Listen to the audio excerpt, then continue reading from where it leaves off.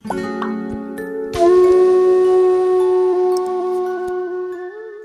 श्री गुरु सत्ताय नमः। सभी को प्रणाम। पिछले वीडियो में आपने सुना कि गीता प्रेस गोरखपुर के संस्थापक श्री पोद्दार जी से चर्चा करते हुए गुरुदेव ने बताया था कि स्त्रियों या शूद्रों को गायत्री मंत्र के अधिकार से कभी भी वंचित नहीं किया गया था। मध्यकाल में ही इन दो वर्गों के खिलाफ घृणा का विष फैला। इसी वार्ता के दौरान परम पूज्य गुरुदेव के मन में विचार आया कि क्यों ना आर्ष साहित्य अर्थात प्राचीन ऋषियों द्वारा लिखा गया साहित्य जन सुलभ कराया जाए, जिससे कि लोग अपनी संस्कृति परंपरा से परिचित हों और निहित स्वार्थी धर्मध्वजियों के बहकावे में नहीं आए। आइए अब आगे बढ़ते हैं। गायत्री परिवार सम्मेलन की तिथियां करीब आ रही थीं। महीना भर रहा होगा कि बिलासपुर से 21 वर्ष का एक युवक तपोभूमि आया। सुबह का वक्त रहा होगा। प्रबंधकों से अनुमति लेकर वह आश्रम में ठहर गया। उसने अपना मंतव्य नहीं बताया। आचार्य श्री उस दिन कुछ देर से आए। जब वे आए तब यज्ञ पूर्णाहुति चल रही थी। आरती और जयघोष के बाद प्रणाम आदि का क्रम चला।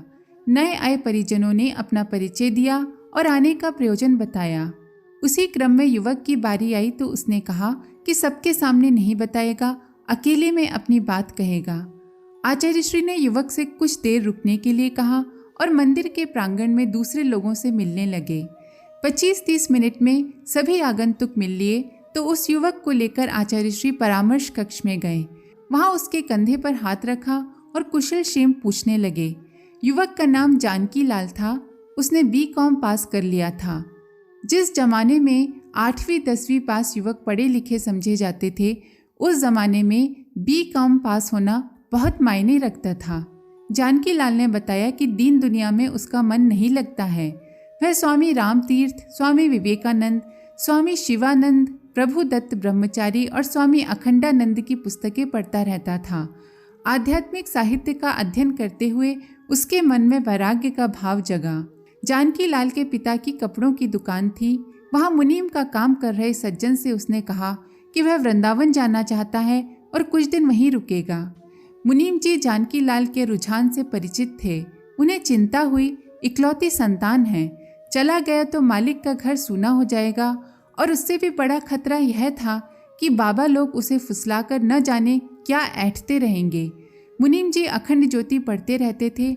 वे आचार्य श्री के बारे में जानते भी थे। उन्होंने जानकी लाल से कहा कि वृंदावन में कोई ठीक जगह या आश्रम मुझे दिखाई नहीं देता। वृंदावन रोड पर गायत्री तपोभूमि है, वहाँ जाना, वहाँ कुछ ज्ञान ध्यान समझ में आएगा। सुझाव जानकी लाल को जच गया। एक दिन वह बिना बताए चुपचाप बिलासपुर से निकल गया। मथुरा पहुँच गया। आचार्य श्री से मिला और उन्हें सारा वृतांत सुनाया। कहने लगा, अब कहीं नहीं जाऊँगा, यहीं रहूँगा। आचार्य श्री ने उसकी बात सुनकर यज्ञशाला के पास खड़े कार्यकर्ता गोविंद को बुलाया। उससे रोली और कलावा मंगवाया। जानकी लाल को कलावा बांधा, तिलक लगाया और तुलसी की माला गले में डाल दी। कहा, तुम्हें सन्यासी होने की जरूरत नहीं है, घर में रहकर ही सन्यास की साधना करना। इतना कहने के बाद आचार्य श्री ने पहला निर्देश ये दिया कि अपने घर के लोगों को यहाँ आने की खबर दो। यहाँ जब तक मन करे रहो और फिर घर वापस लौट जाओ। जानकी लाल ने अपने पिता को टेलीग्राम से खबर दी। उसके साथ पत्र भी लिखा। जानकी लाल ने आचार्य श्री से बातचीत के दौरान यह भी कहा कि तपोभूमि में नरमेध का प्रचलन है। 2 साल पहले आपके यहाँ कुछ कार्यकर्ताओं ने आत्मबलि दी थी, यानी कि अपने आप को समाज सेवा के लिए अर्पित किया था। उसी परंपरा में खुद को भी शामिल करना चाहता हूँ। आचार्य श्री ने समझाया कि घर से भागकर समाज सेवा में लगने का हौसला दिखाया तो जा सकता है, पर निभाया नहीं जा सकता। उस युवक ने कहा कि घर परिवार के लिए कमाने और जोड़ने में अपना जीवन बर्बाद नहीं करना है, उसे भगवान की सेवा में लगाना है। वह बार बार इसी तरह के तर्क दिए जा रहा था। घर में रुकना शुद्र स्वार्थ है, अपने आप को बांधना है, भगवान के दिए हुए जीवन को कायरता के कारण संकुचित करना है। जानकी लाल ये दलीलें अविराम देता जा रहा था।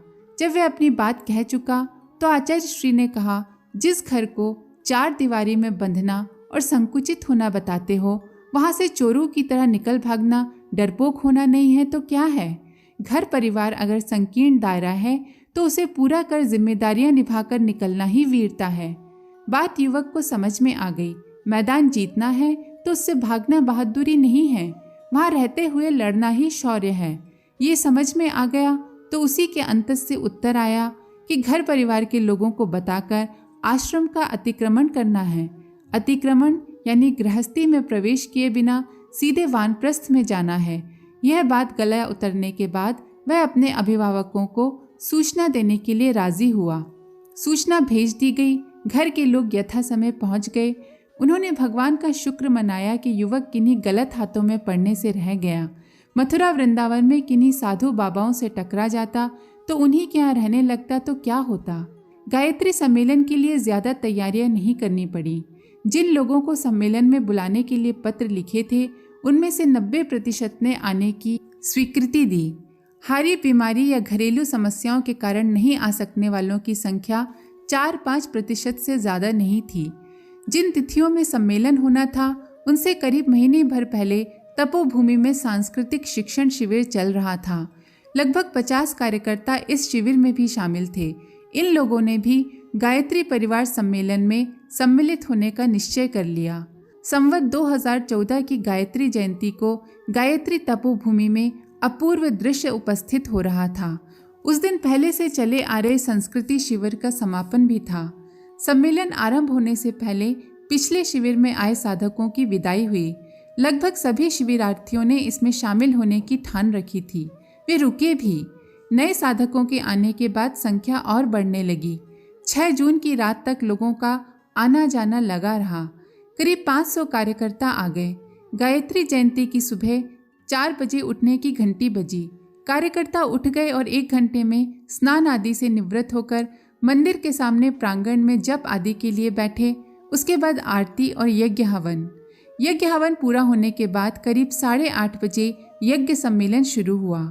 आचार्य श्री और माताजी ने कार्यकर्ताओं का अभिवादन किया और उन्हें ही बोलने या चर्चा शुरू करने के लिए कहा। सम्मेलन की कार्रवाई गायत्री मंत्र के जप और आचार्य श्री के प्रारंभिक उद्बोधन से हुई थी। उन्होंने अपने संदेश में सम्मेलन का उद्देश्य बताया था। इसके बाद कार्यकर्ता बारी बारी से बोलने लगे।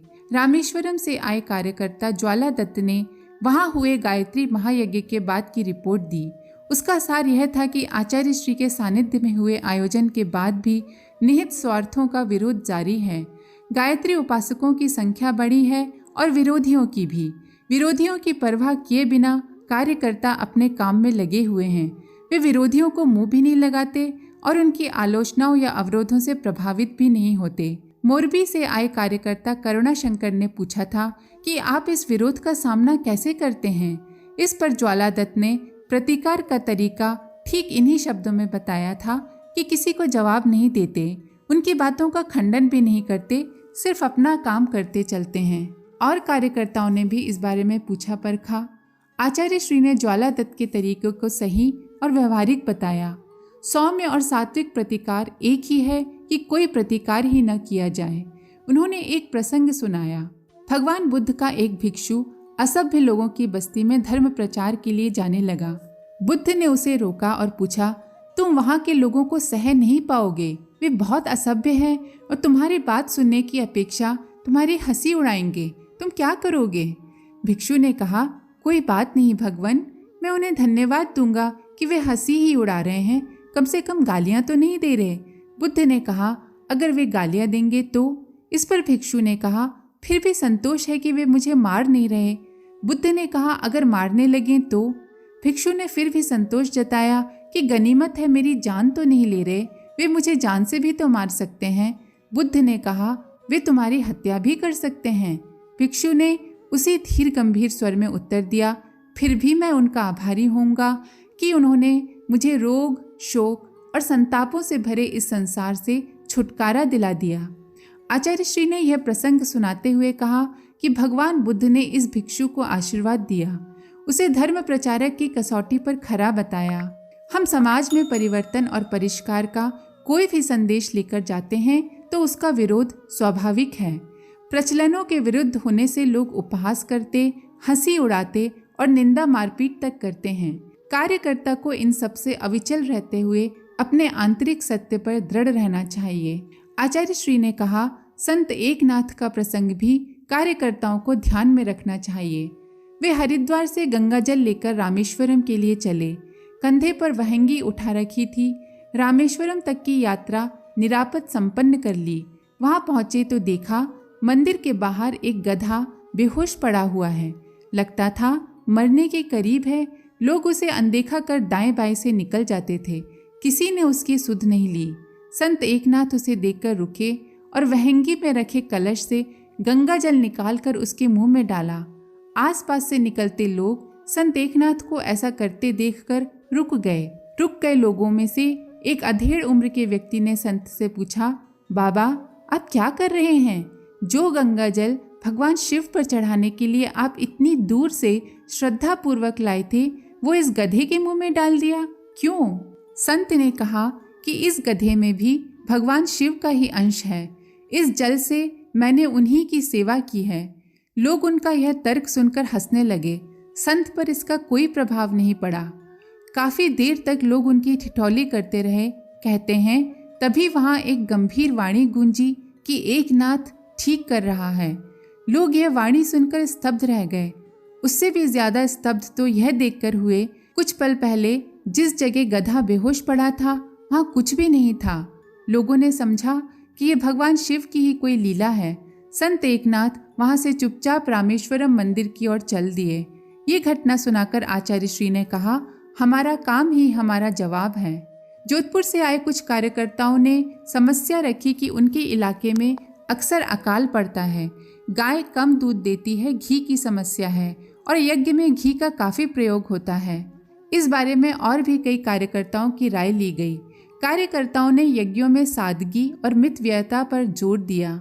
मतभेद भी सामने आए। जैसे कहा गया कि कितनी ही गरीबी और कंगाली हो, पूजा पाठ दान दक्षिणा में कमी नहीं आना चाहिए। व्यक्ति के अपने पास जो उपलब्ध है उसमें से श्रेष्ठतम ही वह भगवान को समर्पित करता है। इसलिए धर्म कर्म में ज्यादा खर्च हो तो हर्ज नहीं। आचार्य श्री ने व्यवस्था दी कि यज्ञ को जन जन तक पहुंचाना है। उसका स्वरूप ऐसा रहे कि सामान्य स्थिति के लोग भी उसमें सम्मिलित हो सकें।